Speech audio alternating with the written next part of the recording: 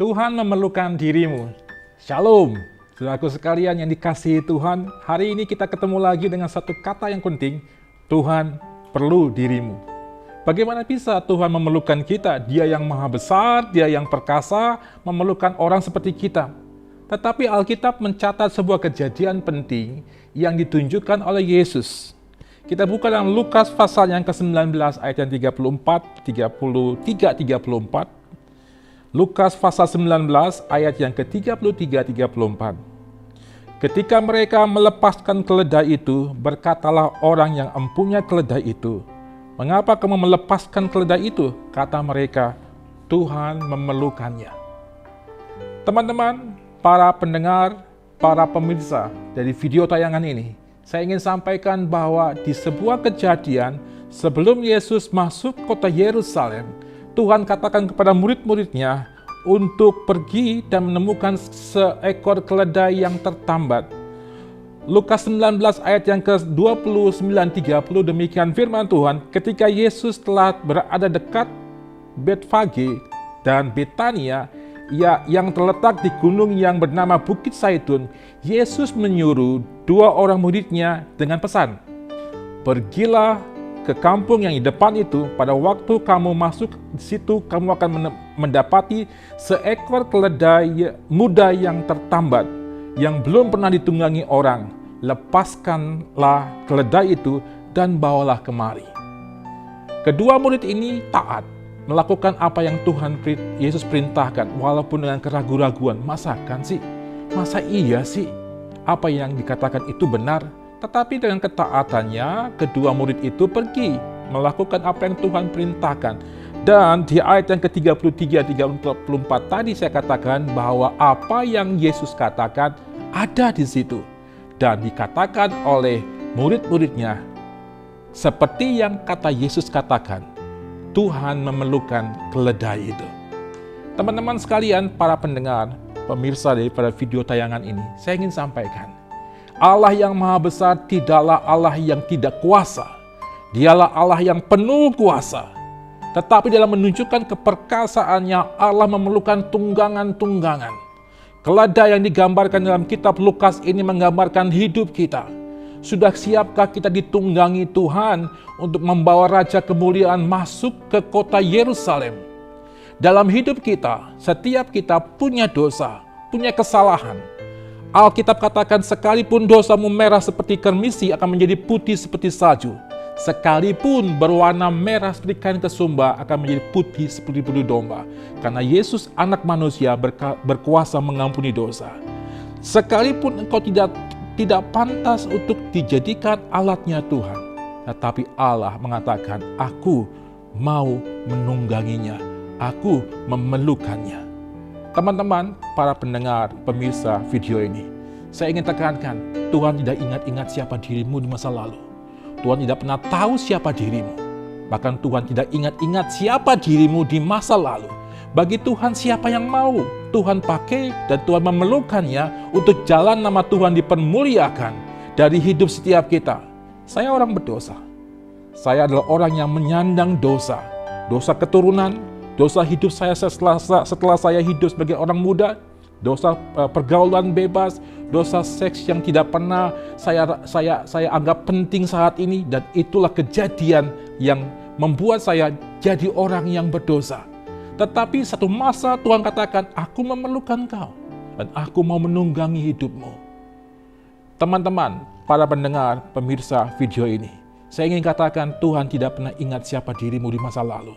Tapi yang Tuhan maukah engkau dipakai Tuhan, ditunggangi Tuhan, untuk membawa nama Tuhan dipermuliakan, untuk menjadi pemberita Injil kemanapun Tuhan suruh engkau hidup dan memberitakan Injil.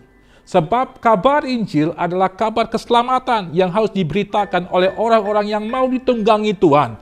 Dan dirimu yang merespon akan tawaran ini, jika engkau mau ditunggangi Tuhan, mau menerima tawaran Tuhan yang Tuhan katakan, aku memerlukan engkau, maka Allah mau memberkati hidupmu.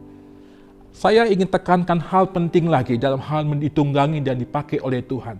Bukan karena kuat dan gagahmu maka engkau bisa melakukan segala sesuatunya. Semua karena Tuhan mau engkau dipakai Tuhan dan Tuhan memperlengkapi hidupmu. Saya adalah generasi muda atau anak muda yang pada mulanya nggak bisa ngomong apa-apa, teman-teman sekalian, para pendengar, pemirsa video ini. Saya orang yang gagap, tidak bisa bicara, orang yang tidak layaklah untuk bicara. Saya orang berdosa, tetapi entah saya mempunyai pribadi yang teachable spirit, yang mau diajar Tuhan. Di satu masa saya katakan, Tuhan, inilah aku, pakailah aku, utuslah aku, kemanapun Engkau suruh aku pergi. Teman-teman sekalian, Tuhan tidak lihat apakah engkau pandai atau engkau pintar.